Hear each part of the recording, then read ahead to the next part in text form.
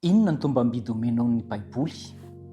Anasako anao indray izay ao anatin'ity fandarana university ho diniantsika mahakasika ny hoe inona ny valeur izany apetraka ao momba n'izany hoe tenin'ny soratra masina izany. Manasa anao am-panatsana.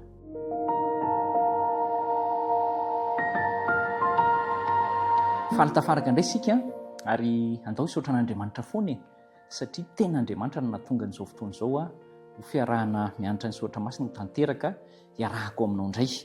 Manana lohahevi-dehibe aloha isika ao anatin'izao herinandro fahadimy iarahana izao. Ny lohahevi-dehibentsika dia hoe ny fomba fandinihana ny Baiboly. Atao ahoana izany ny fomba andinihana an'ilay Baiboly satria tena zava-dehibe ny mampiatra sy ny manana azy. Fomba fandinihana ny Baiboly. Fa anio isika dia hiresaka kokoa hoe omena tombam-bidy ohatran'ny ahoana moa ny Baiboly. Mialohan'izay nefa dia andao isika hivavaka. Tompo Andriamanitra, misaotra betsaka noho ny fitantananao fa izahay tsy mitsahatra ny ampirisianao ifandray aminao ary indrindra ny fomba ifandraisana aminao amin'ny alalan'ny vavaka sy ny fandinihana ny soratra masina ampatanjao avy amin'izany izahay ampio izay anaiky ny sitraponao mandrafo mamelany lokay tamin'ny lasa rehetra tsy nety teo anatrehanao fa amin'ny anaran'i Jesosy no angatahana izany. Amen. Rehefa mieritreritra nyity hoe tombam-bidy omena ny Baiboly ity isika, maro amintsika no mihevitra azy hoe boky fotsiny io. Dia amin'ny mahaboky azy zany dia apetraka amin'ny fitoeram-boky. Misy amintsika koa mametraka hoe lahateniny ao dia rehefa te hijery karazana lahateny na hianatra lahateny fomba fiteny amin'ny ankapobeny fotsiny dia lasa manokatra Baiboly. Izay ny tombam-bidy omentsika azy. Misy ihany koa nefa mieritreritra hoe tantara io. Ka amin'ny mahatantara azy dia rehefa mba te hihaino tantara na hijery tantara na hamaky tantara dia lasa mandray Baiboly. Fa mihoatra lavitra noho izany no tokony andraisako sy andraisanao ny tombam-bidin'ny soratra masina. Ndao ange ho jerentsika ilay izy. Rehefa tsy nanana Baiboly ianao izao dia maniry mafy ny hanana azy. Ary tamin'ny fotoana voalohany nanananao azy tena faly mihitsy ianao hoe asiako ny anarako sy ny momba rehetrarehetra ity fa fananana sarobidy. Fa rehefa mandeha ny fotoana dia makaiza ny fahazotoana mamaky azy. Ary izay ilay hoe irina ilay izy dia rehefa avy eo nefa toa tsy hitandray hoe inona ny tombam-bidiny. Ny zava-dehibe indrindra nefa dia izao. Tian'Andriamanitra ny fanakakezany aminao anatin'ny fandinihana ny soratra masina. Ary izay ilay hoe andao andinika amin'ny Baiboly. Ny ilayntsika izany izao dia mametraka fahazarana tena mafy orina, tsy miovaova mihitsy hoe amin'ny fotoana toy izao amin'ny ora dia eo ifandray amin'Andriamanitra ary tsy miova isan'andro izay. Tena tsara mametraka an'izay. Ary esaiko ianao mba hitovy amiko koa hoe mametraka an'izay ora izay. Tsika mirotoroto amin'ny fiainana andavanandro.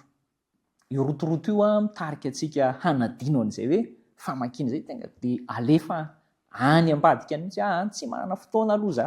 Tsy lara-pahamehako ilay mamaky no ilay rotorotom-piainana. Tandremo izay ry namako fa tena zava-dehibe ilay ananantsika fifandraisana akaiky amin'Andriamanitra.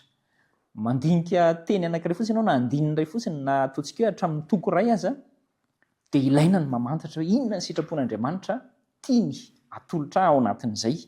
Ary tena ilain'Andriamanitra ny heritreritansika lalina an'izay zavatra vakiantsika. Ary izay ilay atao hoe mifampiresaka amin'Andriamanitra satria miteny amintsika Andriamanitra amin'izay fomba izay. Saintsaina hoe ity teny anankiray izay nosoratana mpanoratra kristiana anankiray ity izao ilay teny hoe nefa raha atao ankamehana ny famakiana ny soratra masina dia kely foana ny soa azo amin'izany.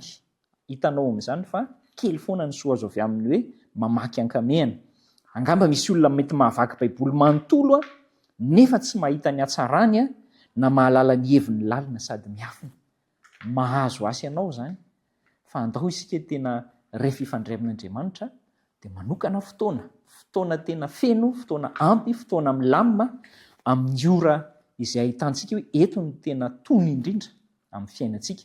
Ny an'i Jesosy efa nomeny ny ohatra amin'ilay mbola maraina alohan'ny maraina iny izany dia zava-dehibe ny ifandraisany amin'Andriamanitra. Misy zava-dehibe eto am-pamarana hoe inona ny tombam-bidy omentsika ny soratra masina. Ny tombam-bidy omentsika ny soratra masina raha zah ianao tahaka ihany koa dia tahaka ny harena sarobidy io. Ary izany harena izany tsisy hanary harena. Tsisy ianao hoe ny hareko tsy ilaiko. Fa tena harena sarobidy io. Ary izay ilay tombam-bidy tian'Andriamanitra ho tafapetraka ato an-dohako sy ato an-dohanao momba n'ity soratra masina ity. Inona no antony mahatonga an'izay hoe harena izay? Satria io ny fomba atakarantsika, izany hoe ahatongavantsika amin'ny fahalalana bebe kokoa an'Andriamanitra, ilay mampametra-panontaniana andavanandro. Io ihany koa no ahatonga antsika tena hoe hahay ny toetra an'Andriamanitra, ary ny toetra an'Andriamanitra tsy manahirana, tsy ratsy, fa tena ilay mifanohitra amin'izay mihitsy, ilay mahafinaritra. Mahafinaritra ny toetra an'Andriamanitra, ny fifandraisan'Andriamanitra amintsika mahafinaritra, ny toetra an'Andriamanitra ihany koa mahafinaritra. Dia eo ny fomba ifandraisan'Andriamanitra amiko sy aminao, amin'ny alalan'izay hoe fandiniantsika an'ilay soratra masina izay voasoratra sy voarakitra mandrakandroana izay. Ny vokatra izay dia izao hoe hitombo ny fitiavako an'ilay soratra masina, izany hoe ilay tenin'Andriamanitra, satria avy amin'Andriamanitra hitombo koa izany ny fitiavako an'Andriamanitra. Izay ny marina kokoa. Ary dia izao hoe ilaintsika ny manokana fotoana andiniana azy. Harena io dia tahaka ny fandiniana hoe ahoana ny fomba nanan-karena dia dinihana, satria harena io. Mbola hitantsika lalindalina kokoa ny maharena sarobidy indrindra azy. Asaiko ianao hanaraka tsy tapaka mandritra ny herinandro ity ny fomba fandiniana ny Baiboly, fandeha hivavaka isika. Andriamanitra misaotra betsaka indrindra fa atoronao anay izany fa tsy zavatra tsotra fotsiny ny soratra masina na ny teninao, fa tena zava-dehibe ho an'ny fiainana ary harena sarobidy.